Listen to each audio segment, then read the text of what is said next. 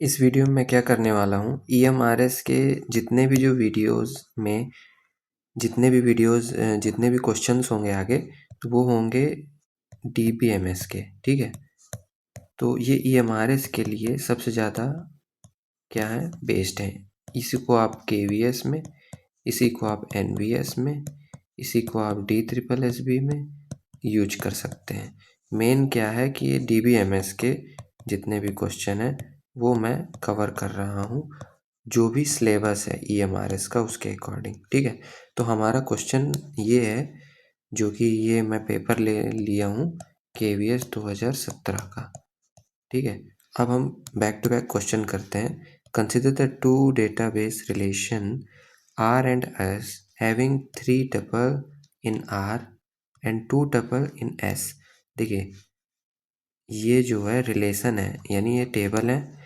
ठीक है, ये टेबल है, तो ये टेबल R है, तो इसमें कितने हैं, 3 रो हैं, 1 2 3।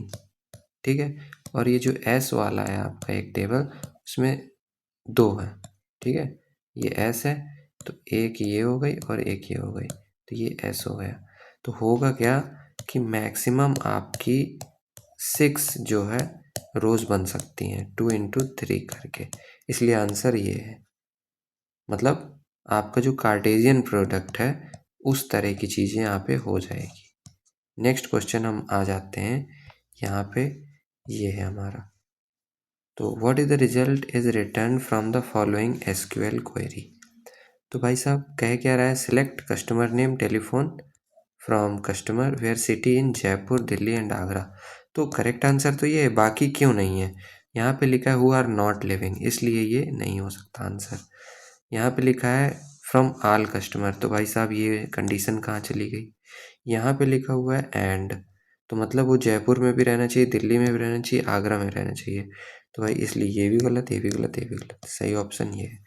नेक्स्ट क्वेश्चन हम आ जाते हैं, नेक्स्ट क्वेश्चन पे ये है हमारा। तो नेक्स्ट क्वेश्चन है हमारा, consider the database table person. एक पर्सन नाम की टेबल है हमारी, उसमें पर्सन आईडी है एज अ प्राइमरी की। ठीक है, उसमें क्या है, नेम है और एज है, उससे हमें लेना देना नहीं है। अभी क्या है, what is the constraint violated by above table. भाई साहब कंस्ट्रेंट साफ साफ दिख रहा है, यहाँ पे वायलेट हो रही है। यहाँ पे प्राइमरी की बता रखा है, अंडरलाइन नहीं किया है, बट ये प्राइमरी की है। यहाँ पे ये इनवैलिड है, नल नहीं हो सकती प्राइमरी की। तो entity and domain integrity constant का यहाँ पे, ये वाले कॉन्स्टेंट का यहाँ पे वायलेशन हुआ है, इसलिए करेक्ट आंसर ये है। ठीक है, सबसे अच्छा तरीका होता है क्वेश्चन को करने का कि आप ये जान जाएं कि कौन सा गलत है। अब जैसे इसमें तो पूछ रहा है, फॉल्स ही पूछ रहा है ना, with respect to relational DBMS कौन सा फॉल्स है। तो सबसे 3 चीज़ें सही हैं। यहाँ पे कह रहा है null reduces space requirement in table.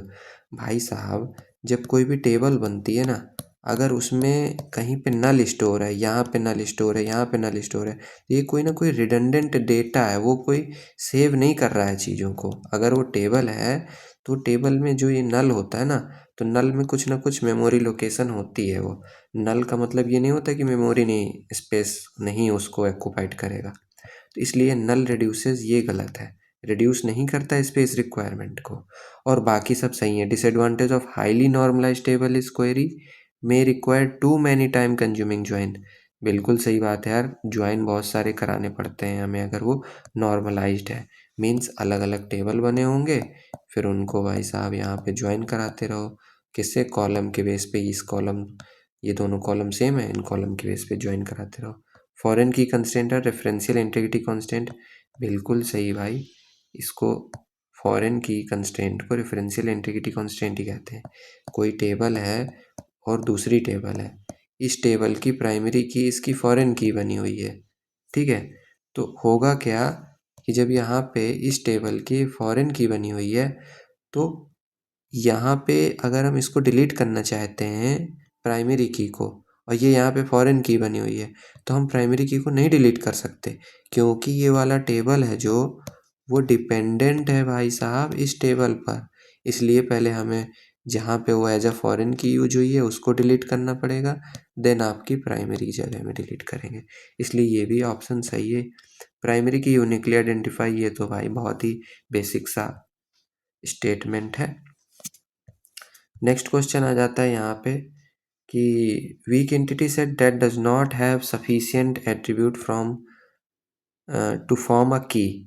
तो भाई साहब है क्या, की बनाने के लिए आपको क्या चाहिए, प्राइमरी की। और वीक एंटिटी सेट के पास ही तो प्राइमरी की नहीं होती, बाकी सब तो हो गया ना यार, प्राइमरी की मिल जाएगी।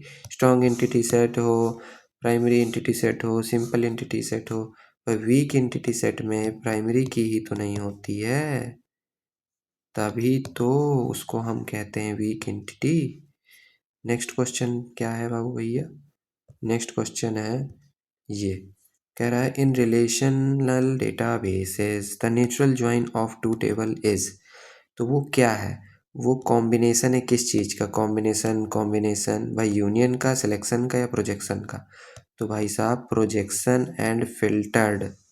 प्रोजेक्शन का मतलब होता है ये, और इसका मतलब होता है सिलेक्शन। ठीक, तो आप जो सिलेक्शन कर रहे हैं और फिल्टर कर रहे हैं, फिल्टर का मतलब है वेयर। तो आप क्या कर रहे हैं, वेयर भी लगा रहे हैं, सेलेक्ट भी लगा रहे हैं, तभी तो ज्वाइन बनता है सिलेक्ट एंड वेयर से। इक्वल टू कंडीशन लगाते हैं वेयर में, है ना, कि भाई स्टूडेंट डॉट रोल, ठीक है, रिजल्ट डॉट रोल के बराबर हो जाए। तो हम क्या कहते हैं उसको, वहाँ पे उनको क्या कर दो, उन उन कॉलम को आप सेलेक्ट कर दो, या उन टपल्स को सेलेक्ट कर दो टेबल में से, तो वही तो नेचुरल ज्वाइन कहलाता है।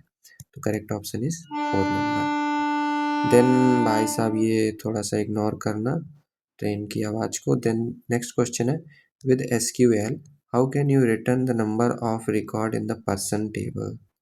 तो भाई पर्सन टेबल में नंबर ऑफ रिकॉर्ड करना है ना भाई, काउंट स्टार होना चाहिए, ये नहीं होगा, ये नहीं होगा, ये नहीं होगा, बचा क्या भाई, काउंट स्टार मिल गया। ठीक है, तो सबसे पहले हम सेलेक्ट करते हैं, जो भी हमें काउंट करना होता है अगर उसको, तो हम काउंट स्टार लगा देते हैं, जिससे जो टेबल होता है, टेबल की जो सभी रोज होती हैं तो वो काउंट हो जाती है, 1 2 3 4 5, इसमें ऐसे काउंट हो जाएगा।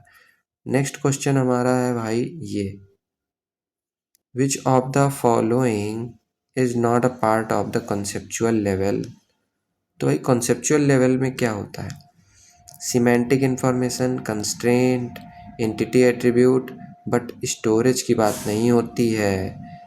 यहाँ पर एंटिटीज़ की बात होती है, एट्रीब्यूट की बात होती है, रिलेशनशिप की बात होती है। ये एंटिटी है और ये इसकी रिलेशनशिप है, और ये इनसे एट्रीब्यूट है इनके, ठीक है, ये एंटिटी हो गई, ये इसका एट्रीब्यूट हो गया, और ये रिलेशनशिप हो गया। ठीक है,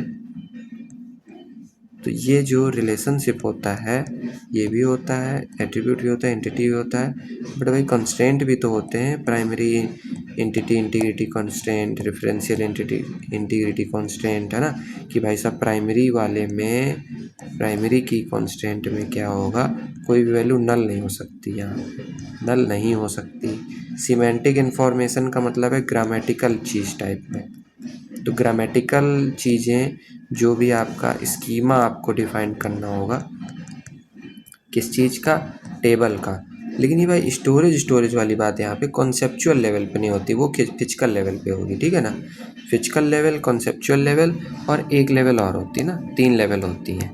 ठीक, देन नेक्स्ट क्वेश्चन है हमारा, नेक्स्ट क्वेश्चन ये, वही चीज़ भाई, कार्डिनैलिटी नंबर ऑफ टपल्स को कहते हैं, नंबर ऑफ एट्रीब्यूट्स को क्या कहते हैं भाई, डिग्री कहते हैं, नंबर ऑफ टेबल जैसी कोई चीज़ नहीं होती, नंबर ऑफ कंस्ट्रेंट जैसी कोई चीज़ नहीं होती है।